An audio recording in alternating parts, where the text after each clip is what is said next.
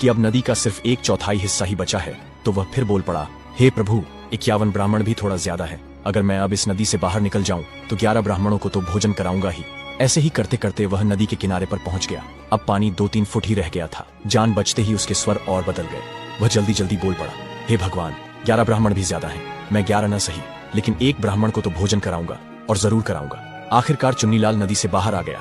बाहर निकलने के बाद उसने सोचा, अब कह तो दिया है कि एक ब्राह्मण को भोजन कराऊंगा, पर कराऊंगा कैसे? कहने को तो चुन्नीलाल ने बोल दिया था, लेकिन अपनी कंजूसी और पैसे बचाने के चक्कर में वह ऐसे ब्राह्मण की खोज में चल पड़ा जो बहुत कम भोजन खाता हो। कई जगह ढूंढने के बाद भी उसे ऐसा कोई ब्राह्मण नहीं मिला।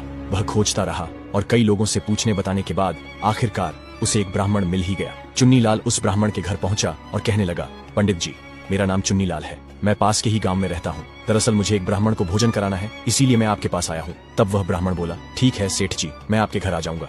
अब चुन्नीलाल ने ऐसा सवाल पूछ दिया जिसके लिए पंडित जी तैयार नहीं थे। चुन्नीलाल बोला, पंडित जी, वैसे आप खाते कितना है? क्योंकि पिछली बार जिस पंडित को मैंने भोजन कराया था वह तो बहुत बड़ा पेटू निकला था। उसने हमारा बहुत सारा खाना खा लिया था।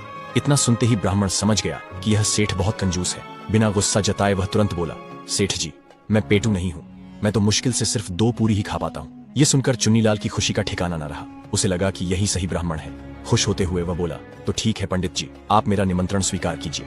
बस एक बात का ध्यान रखना, मैं सुबह 9 बजे दुकान पर चला जाता हूँ, इसलिए कल आप 9 बजे से पहले ही मेरे घर आकर भोजन ग्रहण कर लीजिएगा। पंडित जी राजी हो गए और चुन्नीलाल प्रसन्न मन से अपने घर आ गया। अगली सुबह भोजन की सारी तैयारी करके चुन्नीलाल पंडित जी का इंतजार करने लगा। देखते देखते 9 बज गए, लेकिन पंडित जी नहीं आए। धीरे धीरे 10 भी बज गए। आखिर थक हार कर चुन्नीलाल ने सेठानी से कहा, पता नहीं पंडित जी कहाँ रह गए। 9 बजे का कहाँ था और अब 10 बज गए हैं। मुझे दुकान के लिए देर हो रही है। भाग्यवान, मैं दुकान जा रहा हूँ। अगर मेरे जाने के बाद पंडित जी आए तो तुम उन्हें भोजन करा देना और 1 रुपए की दक्षिणा भी दे देना।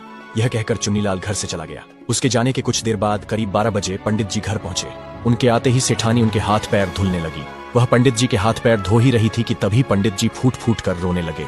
पंडित जी को रोता हुआ देखकर सेठानी आश्चर्य से बोली, क्या हुआ पंडित जी, आप रो क्यों रहे हो? पंडित जी रोते हुए बोले, क्या बताऊं सेठानी जी, इस घर में तो मैं कई वर्षों पहले भी आया करता था जब तुम्हारे सास ससुर जिंदा थे। अभी तुम्हारी देवी जैसी सासू माँ की याद आ गई। वह जब भी भोजन के लिए मुझे बुलाती थी तो हाथ पैर धुलवाते समय मुझे 11,000 रुपये की दक्षिणा देती थी। इतना सुनते ही सेठानी तुरंत भावुक हो गई और बोली, सासू माँ नहीं है तो क्या हुआ? पंडित जी, मैं तो हूँ, मैं उस रीति को नहीं बदलूंगी।